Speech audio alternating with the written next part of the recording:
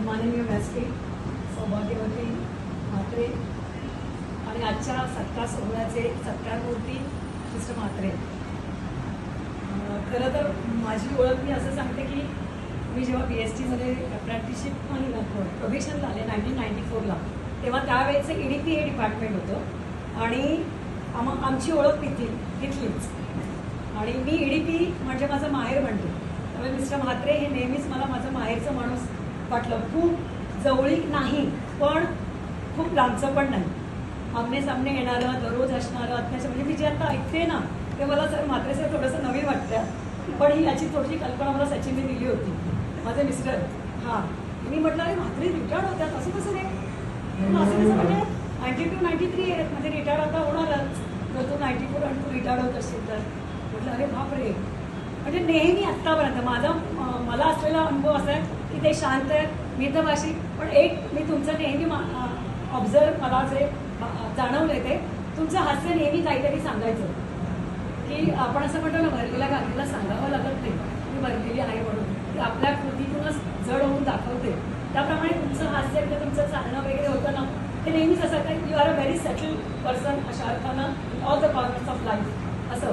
तर त्याच्यामुळे हे नेहमीच माझं माहेरचं व्यक्तिमत्व राहिले.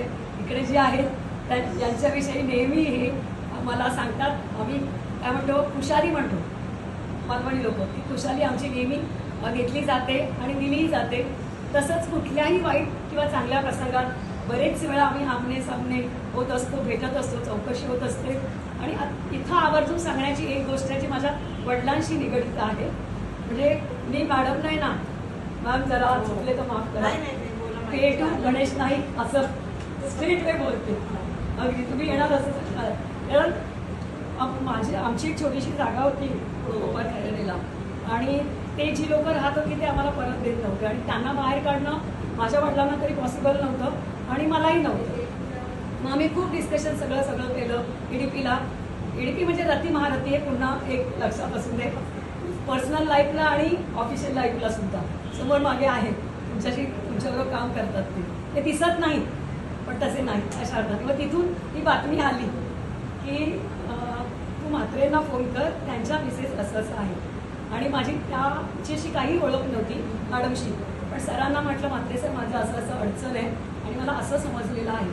तर त्यांनी त्यांचा नंबर दिला, मी बोलले आणि मी खरंच सांगते नंतरच्या 4 दिवसात त्यांनी काही चक्र फिरवली मला माहिती नाही, मला डायरेक्ट पैसे घ्यायला जावे लागले आणि हे तिथे जाऊन डायरेक्ट पैसे घेतले. आणि मी तेव्हापासून आत्तापर्यंत माझे बाबा हयात नाहीत पण गेले 20 वर्ष तर डेफिनेटली होईल, आजही मी त्यांना याच नावाने ओळखते. आणि मला फार आठवणही, आयुष्यभर ती आठवण माझ्याबरोबर राहणार आहे की माझ्या वडिलांना इतकी खुशी झाली होती की जाणारी जागा मिळवली, यांना पाहिलं पण नाही पण तू त्यांची खुशाली घेत राहा असं माझे वडील मला नेहमी सांगितलं. म्हटलं हो मिसेसला ना भेटत मिस्टरांना भेटते. सर सगळं ऐकलंय, हे तर हो ना, इथं चांगली माणसं असेल तर त्याचं फळ तसंच मिळतं. तुम्ही असेच राहा, असेच असा, जेव्हा जेव्हा आपण आमने सामने येऊ तेव्हा असेच आम्हालाही असेच का आणि आम्ही या पद्धतीनं रिटायर्ड होऊ असं आज तुम्ही आम्हाला आशीर्वाद द्या असं मला सांगते. आणि जे जे काही राहिलं असेल करायचं ते खूप कारण MS माझ्या कानात कुजकुजला, हे पुन्हा मला खूप जागेच्या ह्याच्यात काहीतरी करायला सांग असं मला नाही, पण ते पण तुम्ही सेटल आहात त्यामुळे मी सांगणार इतकं मोठी नाही, खूप छान राहा. आणखीन एक लहान पोटी मोठा गाज घेतली असं सगळेच आत्तापर्यंत मी ऐकत आले.